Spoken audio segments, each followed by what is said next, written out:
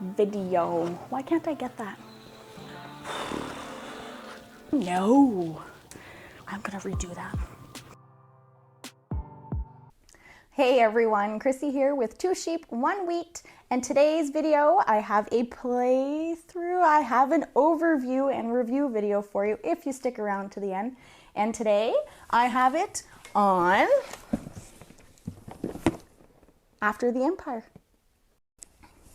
Okay, so this game is for 2 to 4 players and it runs roughly around 60 to 120 minutes. Of course, unless this is your first time playing this game, then be prepared for a 4-hour gameplay. I speak from experience. Anyway, this game takes place in the Dark Ages in Europe, and you're basically battling. You're battling to survive, and whoever has the most money at the end basically wins. So I have a 2-player game set up right here. And as you can see, we have the castle right here. Oh my gosh. We have the castle, and like you saw, there are 2 little holes here on each side. So it holds it down. Now with your castle, whenever, because like I said, there is battles, you can actually lose your walls. You can lose them. And if you notice here, there are little squares here, and that is where you would put your wood. Now you do start the game with all of your walls health completely full. So that's how you do that. Whenever the enemies come and they battle you, then you would just take that off. And that's like they're losing their lives. So that is how that works, your castle. Now on the board as well, you have these little tokens here. These are the food for your soldiers that you need to feed after they battle because they're going to be hungry.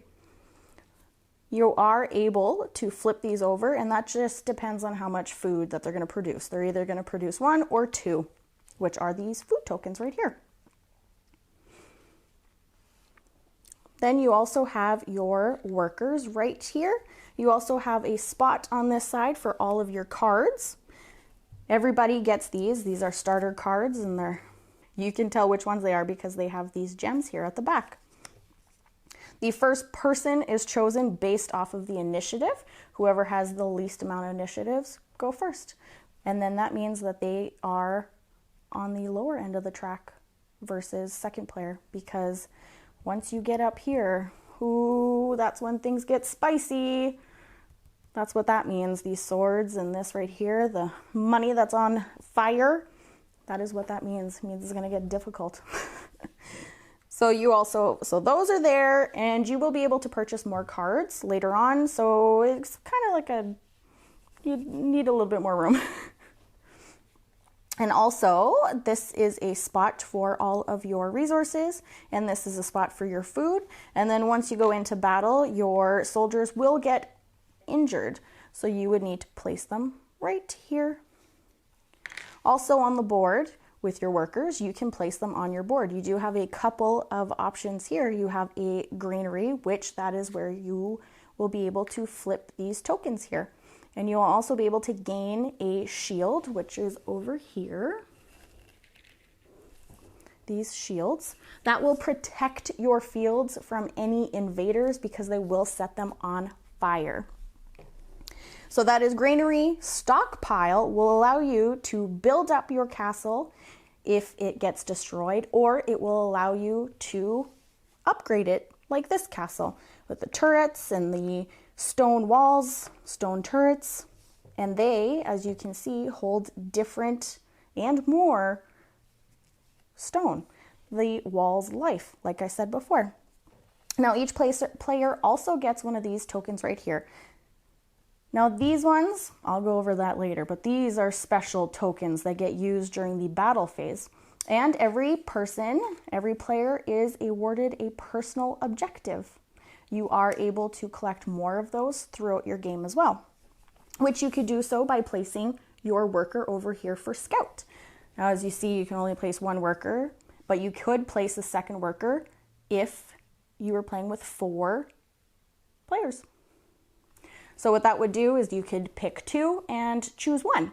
You'd also get one of these shields for your fields, like I said earlier, but you'd also be able to get one of these. And this is a move token. Now move tokens come in handy. I did not use them my first turn, and I will tell you as the game goes on, you only know which way the invaders are coming at, and the rest of the ways, all the three other ways, all the other three ways, because they're coming at you 4 different ways, they're all hidden until you place your archers, which I'll get to that later, for your soldiers. So being able to move to readjust for the sides that the invaders are coming at you on. So being able to move when the invaders are coming at you is a really good thing to do. I did not do that, so take it from me. So that is one of the options for the cards for the personal objectives. Now there are the other cards, like I said, that you could place here. You can purchase those from the refugees here, and they all have their own little benefits down here at the bottom. Their costs are right here on the sides. And another place too where you can place your worker is for buildings. Again, those are the costs for them, and these are the benefits of having them. Now if you notice, they have this little turned arrow here, and that means that it's basically a free action. You would basically just exhaust it, gain the benefit from it until next turn, or I guess the second season, not next turn, the next season. Whenever everything refreshes, then you'll be able to use them again. So those are the other ways that you can get cards. Now the cards at the top, these are the invaders right here. So your first game that you're going to play, you will have one face up. Now as the rounds and the seasons go by, you'll get more and more cards that are face down. And those again do not get shown until it is time for combat. So along with that, once the combat is done, not once the combat is done, but once your soldiers are all out there and you have placed all those soldiers, then you actually get these cards right here. These siege deck here. This one will be placed right there, and it will be upside down. You do not get to see this card either until it is time to reveal it. This one will let you know how many more soldiers are coming to attack you, and usually these are based on the season. So right now you would only have one coming at you, and it would be coming this way, because as you see here, that is where the swords are coming from, and all the red, they're coming this way. So that is for the siege deck. Now something similar with put those down, with this deck. I'm just going to come right up close here. So another thing with the invaders deck right there. So like I said, as the seasons go on, you'll have more cards that are flipped. Now, when these cards get shuffled, they actually get shuffled like this, because it matters which way the invaders are coming at you. So these would get flipped, and you need to make sure that you're flipping them the way that they're placed, so that you know exactly which way they're coming at you. I'll sit back down now. I wish I had longer arms so that I could show you guys everything. So that was the invaders deck, and that was the siege deck as well. So other places that you're able to go to on the board would be the traveling merchant, where you can use money to buy resources, or you can use resources to purchase money and resources. You also have tax. Usually I pay it. I never receive it, but you would get $4, and you would get a mercenary, or you could get food. Now the quarry, you would get stone. The wood mill, you would get wood, and the mine, you would get iron. Now another spot that you can go to prepare yourself for the battle after the action phase, you need to prepare for combat. You can come over here to the mercenary camp, and you can pay this one spot here for this, and a spot right here for this side. So you could pay money to get soldiers, or you could pay money to get mercenaries. Now the difference is mercenaries, once they are dead, they do disappear. And if you still have some remaining at the end of the combat, they do disappear as well. Here we have the season track. As the seasons go on, that is how you would track them. You actually get extra meeples, extra workers throughout the game too, which will help, because I tell you, this this game, you're going to need all the help that you can get. That is how you move on to the track. So once you have placed all of your workers out here in the field, collecting everything that you need to, you're basically collecting stuff to buy cards that'll help you, but also buying things that'll help you in your combat, right? The cards help you feed your soldiers. They help you buy other cards. They will help you heal soldiers, get soldiers. These ones will help you get the move tokens or even protect your fields to be able to feed your soldiers. So there's some benefit to a little bit of everything on the board to prepare you for your next turn or for the battle. So once all of your people, once all your workers are out on the board, that is the end of the action round. And now we go into the battle round. Now I'll take you all the way over here because combat is listed on this nice little sheet here that they provided. So you want to go into the preparation for the combat. So now what you're doing is you're placing your soldiers on the wall. Well, you know what? I'm going to put them here because that first card that is revealed shows me that soldiers are coming in this way. Now, technically the other cards wouldn't be revealed yet, so I would be in a pickle because I do not have enough soldiers. I did not get any mercenaries. We're in trouble. So now to indicate, I'll put that back there and I will grab this card so that I can help myself. So we know that they're coming this way and it's archers. There are no swords, it is archers. So we have these tokens right here, these green tokens, and you would place one there. Nobody is at 14 on the money track. We are closer to 2. We're behind the 14. So we would go by this one and it is only 1. Whereas if we were at 14, then you would get 3 archers. Now something about archers is when you shoot, they shoot as well simultaneously. So if this one shoots, but yours also shoots because these are archers up here as well. So you would basically injure one of your soldiers, but you would kill one of the archers. So technically, if this was an actual battle, we would be okay. Now, another option is if we have no more soldiers in here and they busted down our wall and they got inside of our castle. Now, this would be sacking. We would be sacked. We lost. That's what that is. There is a benefit though to sacking, I guess. It's not the end of the world. You do get a villager that comes and helps you out. So basically just getting an extra worker to be able to place out, hopefully to get the resources to rebuild your walls, which happened to me many, many times. So that's the archer. And basically the exact same thing with the swords, which would be these ones right here. You would place them the exact same way too, except they don't do any damage to your archers that are on the wall. So once the, oh geez, Louise. So once the archery phase is done, like I explained, then you can move. Now, moving then will allow you to move any of the soldiers that you have on potentially walls that don't have any invaders coming at you at all. Now, what you can do then is then move them to where most of the invaders are coming from, potentially saving your castle. So once you have moved, then as, well, I put it away, that is when they get to do their melee attack. I can never get that one. That is when they move or they attack it, which is then breaking down your wall if you have no soldiers on that wall.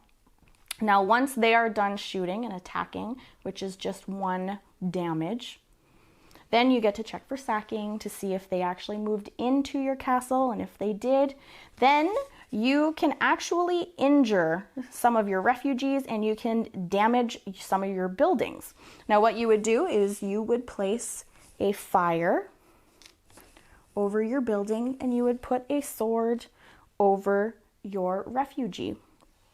Now, whenever you are using your stockpile right here to upgrade or fix your damaged castle, you can actually help and heal these cards right here. There is a cost to them, which is on the other side of the little piece of paper that was so kindly given to us, and I love player aids.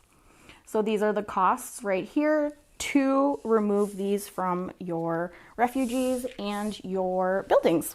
So that was sacking, and then once that is finished, then you start it all over again. You go through everything until all of the invaders have been killed, or if your soldiers have died, which then you would be sacked again.